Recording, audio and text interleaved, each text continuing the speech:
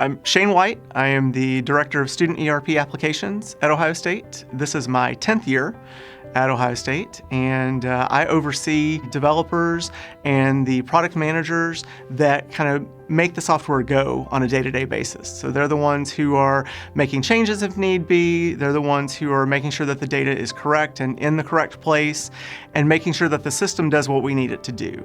And then the other group that I oversee, the batch team, they are responsible for setting up the different job streams that happen that allow all that data to be processed, usually during off hours, so that we don't impact our customers, our students, our faculty, and our staff, but also making sure that we are optimizing the system to use it at the appropriate times. PeopleSoft Campus Solutions came into being here at Ohio State in 2008. So the university at the time was on a mainframe system referred to as MARCS, and that was the system that was keeping all of the data for student records on that side. And the decision was made to kind of go to more of an ERP system that encompassed lots of different areas so that we wouldn't have to be shifting data back and forth between different systems. About that same time, many colleges and universities across the country were kind of undergoing that same shift, kind of shifting away from their homegrown mainframe systems and going toward more a packaged solution. And PeopleSoft as a software is used in multiple venues across the country. So it's not just higher ed, it's used in large corporate organizations, smaller venues as well. So Campus Solutions is one of those kind of subsets that is unique to the higher ed market. So the interesting thing about it is, and this is by design, a lot of times people are interacting with PeopleSoft and they don't even realize it. I tell my staff all the time that we're victims of our own success, because as long as everything's running and things are being updated and they're seeing the data that they need to see, no one kind of knows who's behind the curtain. It's only when something goes awry that they're like, wait, how did this, where's this coming from? Why do we not have this?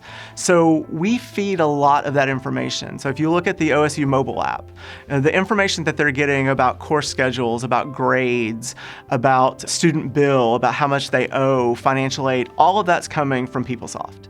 So we are the kind of the purveyors of that data, and then we make sure that it's accessible to other areas so that they can pull it into their own use and make it a little more user-friendly for the end users.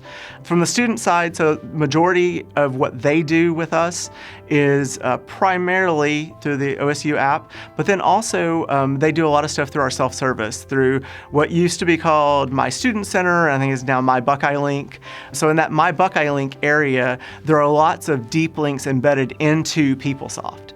So while the students see it as My Buckeye Link and know that they can get to lots of different areas from it, a lot of what's in there is directly linked into PeopleSoft. And then we've been able to use this fluid user interface to kind of make it match a little bit better what the mobile experience is and what they're seeing there, as opposed to big culture shift of going into something that looks like it's 20 or 30 years old. On the faculty and staff side, they also have a self-service component to it. So faculty entering their grades. Some of those do that directly through self-service and PeopleSoft. Some of them do it through Carmen, and then we get the feed from Carmen into PeopleSoft. Transcripts, advising reports, all of those things that faculty need to use on a daily basis to advise students and to use with any of their conversations with students. And then on the staff side, primarily the staff users for PeopleSoft are using the administrative backend. So they're the ones who are going in, updating addresses. It may be awarding financial aid. It could be dispersing financial aid, applying student payments to bills, making admissions decisions, reviewing admissions applications. Back in October of 2023, we transitioned all of our backend databases and servers to Amazon, to AWS. So we are moving from the on-prem hardware and moving it into AWS. And while a lot of other areas on campus had already made that move, this was really the first large-scale move of student data into that sphere. And there were a lot of considerations that we had to take under advisement. We had to look at the compliance, we had to look at the security and the safety of the information, because student data, much like health information, much like personally identifiable information, has its own set of rules. And so we want to make sure that we're doing everything we can to protect that data and make sure that we can access it the way we need to do it when we need to do it. So that was some of our challenge there. But really, honestly, less than a year out, it's been a pretty smooth transition. We're still learning some things. We're learning about how we actually do some of our migrations to production, whether it's an upgrade for the software, whether it is a patch that needs to be applied. We're still tweaking and making those things a little bit better each time we do it.